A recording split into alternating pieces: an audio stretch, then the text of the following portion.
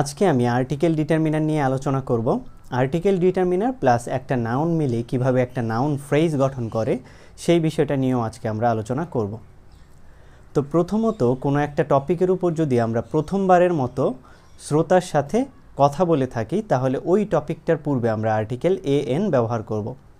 যেমন I have A problem, এখানে প্রবলেমের কথা আমি শ্রোতাকে প্রথমবারের মতো বলছি, তাই প্রবলেমের পূর্বে আর্টিকেল এ ব্যবহার করেছি এবং এই এ ডিটারমিনার প্লাস প্রবলেম নাউন বা হেডওয়ার্ডটা মিলে হলো একটা নাউন ফ্রেজ।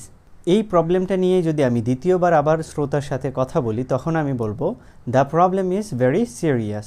তাহলে এখানে দ্য প্রবলেম বলার কারণ হচ্ছে শ্রোতা ইতোমধ্যেই এই প্রবলেমটা সম্পর্কে জানে। আবার অপরিচিত ব্যক্তির নামের পূর্বে আমরা আর্টিকেল এন ব্যবহার করতে পারি।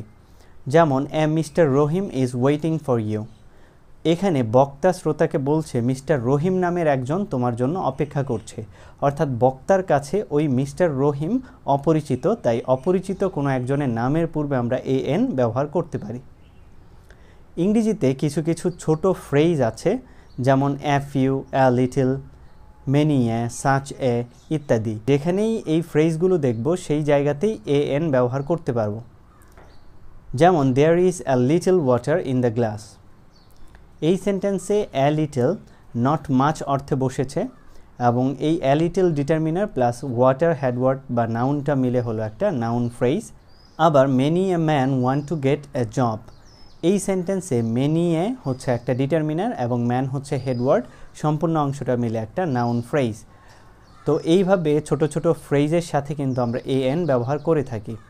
সম্পূর্ণ ভিডিওটা দেখতে থাকুন এবং অবশ্যই চ্যানেলটাকে সাবস্ক্রাইব করবেন, কারণ আপনাদের সাবস্ক্রাইবই পারে এই চ্যানেলটাকে সামনের দিকে এগিয়ে নিয়ে যেতে। অ্যাজ, হাউ, সো, টু এই অ্যাডভার্বগুলো প্লাস একটা অ্যাডজেক্টিভ প্লাস এন এই স্ট্রাকচারে বসতে পারে। যেমন he is not as good a boy as he pretend.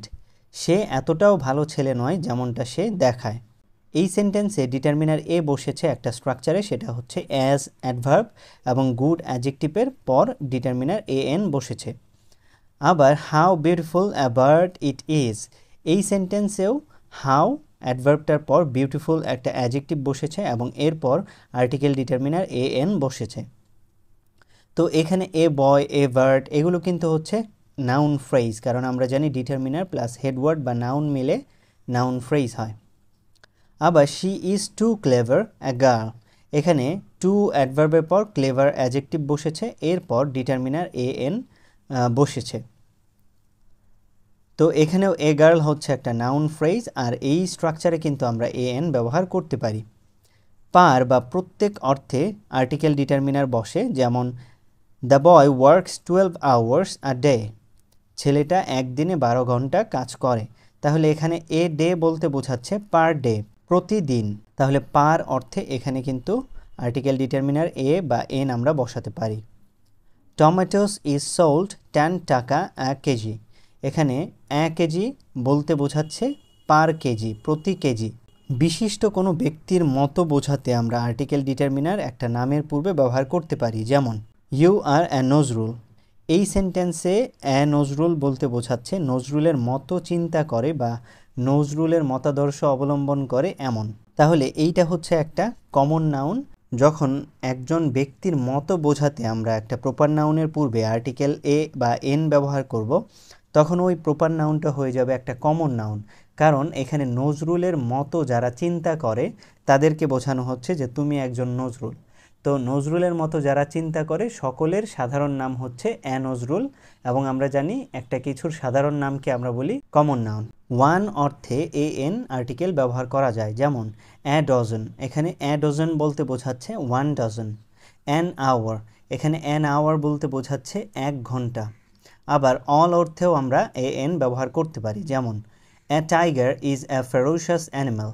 এখানে টাইগার নাউনটার পূর্বে আমরা যে আর্টিকেল এ বসিয়েছি এর অর্থ হচ্ছে অল টাইগার। এখানে এ সকল টাইগারকে বোঝাচ্ছে। কারো কোনো কোয়ালিটি বা ফিলিংস অর্থাৎ গুণ বা অনুভূতি থাকা বোঝাতে আমরা আনকাউন্টেবল নাউনের পূর্বে আর্টিকেল এন বসাতে পারি। আমরা জানি আর্টিকেল এন সিঙ্গুলার নাউনের পূর্বে বসে, আনকাউন্টেবল নাউনের পূর্বে বসে না। কিন্তু এই রুলসে আমরা আনকাউন্টেবল নাউনের পূর্বেও এন ব্যবহার করতে পারবো। যেমন I have a deep love for you. Love একটা আনকাউন্টেবল নাউন, এর পূর্বে একটা অ্যাডজেক্টিভ হচ্ছে ডিপ এবং এর পূর্বে আর্টিকেল এন আমরা ব্যবহার করেছি। তো এই স্ট্রাকচারে আনকাউন্টেবল নাউনের পূর্বে আমরা আর্টিকেল এন ব্যবহার করতে পারি, তবে এক্ষেত্রে নাউনের পূর্বে একটা অ্যাডজেক্টিভ থাকতে হয়।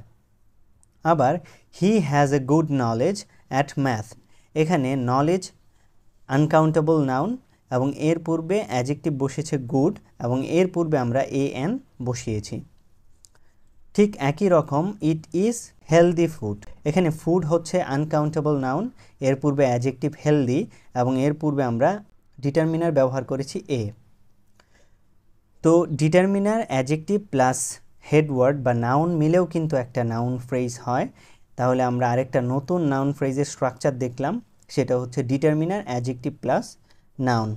কোনো একটা নাউনের সম্পূর্ণটুকু বোঝাতে আমরা আর্টিকেল দি ব্যবহার করি। যেমন it's need the money you have to buy the car, তোমার কাছে যতগুলো টাকা আছে সবগুলো টাকা প্রয়োজন হবে এই গাড়িটা কিনতে। তাহলে এখানে মানি নাউনটার সম্পূর্ণটুকু লাগবে, এটা বোঝাতে আমরা ডিটারমিনার দি ব্যবহার করেছি। তো কোনো কিছুর সম্পূর্ণ অংশ বোঝাতে আমরা ডিটারমিনার দি নাউনের পূর্বে ব্যবহার করতে পারি। আবার শ্রোতার নিকট নির্দিষ্ট এমন কিছুকে বোঝাতে আমরা আর্টিকেল দি ব্যবহার করতে পারি। যেমন that is the school that I went to, এই সেন্টেন্সে দ্যাট ইজ দ্য স্কুল বলার কারণ হচ্ছে শ্রোতাকে বক্তা ইতোপূর্বে এই স্কুল সম্পর্কে জানিয়েছে, এখন এই স্কুলটাকে দেখাচ্ছে, তাই এই স্কুলটা শ্রোতার কাছে নির্দিষ্ট, তাই এই স্কুল নাউনের পূর্বে আমরা আর্টিকেল দি ব্যবহার করেছি।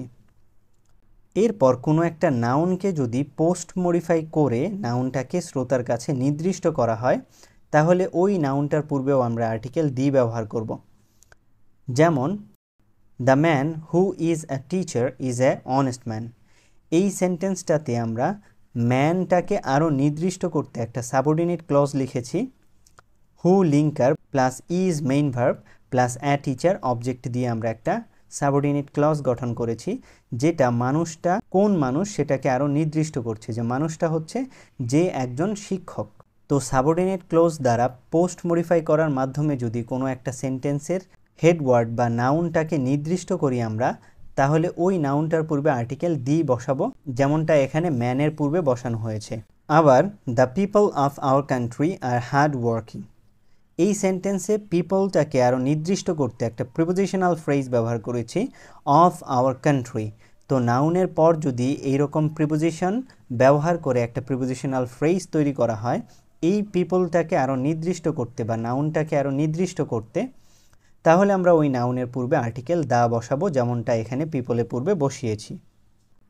এখন আমরা আর্টিকেল দা এর যেই রুলসটা শিখব, সেটা আর্টিকেল দা এর 90% কাভার করে দেবে। খুবই সুপরিচিত, বিশিষ্ট এবং ইউনিক কোনো কিছুকে বোঝাতে ইংরেজিতে দা ব্যবহার করা হয়ে থাকে।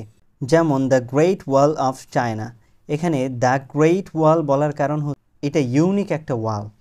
আবার দ্য সান হচ্ছে ইউনিক একটা তারা। আবার দ্য এভারেস্ট বলার কারণ হচ্ছে এভারেস্টও হচ্ছে একটা বিশেষ কিছু। দ্য পদ্মা, এটাও হচ্ছে একটা বিশেষ নদীর নাম। তো এরকম বিশিষ্ট এবং খুবই সুপরিচিত বা ইউনিক কোনো কিছুর পূর্বেই আমরা ব্যবহার করি দা।